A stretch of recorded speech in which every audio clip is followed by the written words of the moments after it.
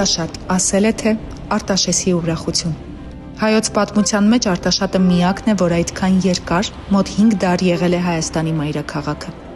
Արտաշես արքան ըստ պատմագիրների մեր թվարկությունից առաջ 2-րդ դարում Արարատյան դաշտավայրում Արաքսի ափին քայլելիս ասել է. «Ահա այստեղ պիտի ծնվի Արտաշատը, իմ սիրտը, իմ պանծությունը»։ Արտաշես թագավորի արձանը քաղաքի հենց կենտրոնում է։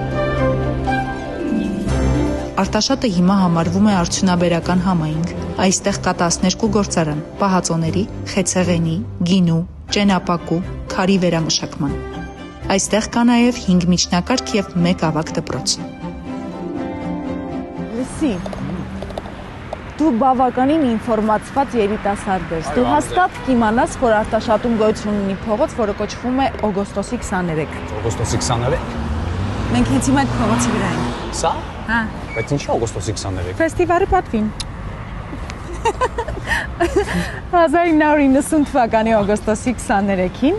երբ ընդունվեց Հայաստանի Հանրապետության անկախության հռչակագիրը, փողոցն անվանեցին օգոստոսի 23։ Շատ հետաքրքիր ինֆորմացիա էր, չգիտեի։ Ասա։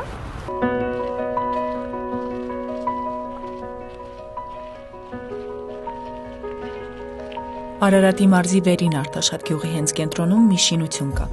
որն անվանում են Երևանյան օպերային շենքի վերին Արտաշատյան երկվորյակ։ Սա վերին Արտաշատի մշակույթի տան շենքն է։ Այն կառուցվել է Ալեքսանդր Թամանյանի որդու Գևորգ Թամանյանի նախագծով։ Շենքը փորձում են վերանորոգել, իսկ ռեստավրացիայի հիմնական սկզբունքը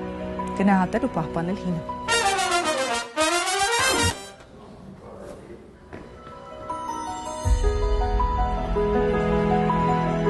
Վաու։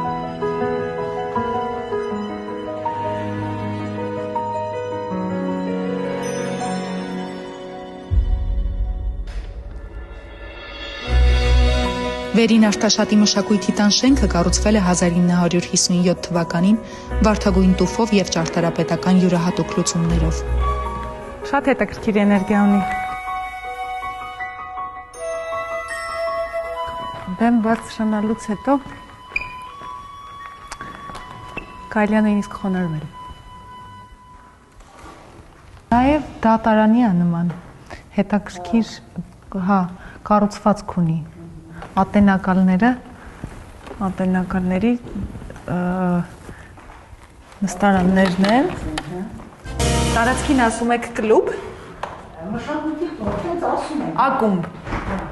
Այստեղ ուրեմն գիտական դերականությունն է, այս կողմը։ Գրադարանը եւս պահպանվել է 1957-ից։ Արարատի մարզը մանրակրկիտ ուսումնասիրելու, ճանաչելու, սիրելու ու փայփայելու մասնիկ է, մեր հայրենիքի, պետության մասնիկը, շատ թանկ, կարևոր ու հարազատ, թե տեղացիների, թե բոլոր հայերի համար։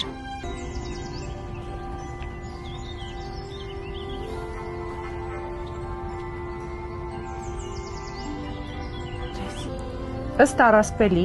դարեր առաջ պատերազմական ժամանակաշրջաններում, երբ մարտիկները վիրավոր, սոված ու ծարավ եկել են այստեղ, նրանց դիմավորել են մարդիկ, որոնք բարություն են տարածել, բուժել են հիվանդներին, ջուր ու սնունդ են տվել, որպեսզի խաղաղվեն նրանց տագնապած հոգիները։ Պատերազմներից հետո այդ մարդկանց այստեղ այլևս ոչ ոք չի հանդիպել, բայց նրանց պատվին այս վայրը կոչվել է հրեշտակների ձոր։ Արարատի մարզում Արաքսկետի ձախափին է գտնվում Խորվիրապը։ Այն հայերի համար սրբավայր և ուխտատեղի է։ Խորվիրապը Հայաստանում քրիստոնեությունը որպես պետական կրոն ընդունելու խորհրդանիշներից է։ Նախկինում այս տեղանքը կոչվել է Վիրապ Արտաշատու, եղել է բանտ։ 3-րդ դարում, երբ Հայաստանում հեթանոսություն էր տիրում, Տեր-Տա արքայի հրամանով այստեղ բանտարկվում է Գրիգոր Լուսավորիչը քրիստոնեություն քարոզելու համար։ Այդ խորը, սառն ու մութ փոսում, որտեղ բանտարկյալները մի քանի օր էին կարողանում ողջ մնալ, Գրիգոր Լուսավորիչն ապրել է 13 տարի։ Խորվիրապը հայ ժողովրդի համար խավարի մեջ լույս դարձավ։ Տրդատարքան, ով քրիստոնեություն քարոզելու համար բանտարկել էր Գրիգոր Լուսավորչին, հետո եղավ առաջին քրիստոնյա թագավորը։ 301 թվականին Հայաստանը դարձավ առաջին երկիրն աշխարհում, որը քրիստոնեությունն ընդունեց որպես պետական կրոն, իսկ Խորվիրապը վերածվեց սրբավայրի։ Այստեղ կառուցվեց եկեղեցի, բայց փոսը պահպանվեց ու դարձավ մոմի լույսի ներքո աղոթքի վայր։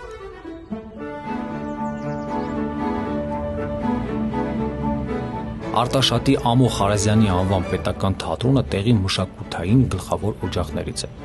Այստեղ արդեն 91-րդ թատերաշրջանն է մեկնարկել։ Այս թատրոնում բեմադրվել է ավելի քան 500 պիես։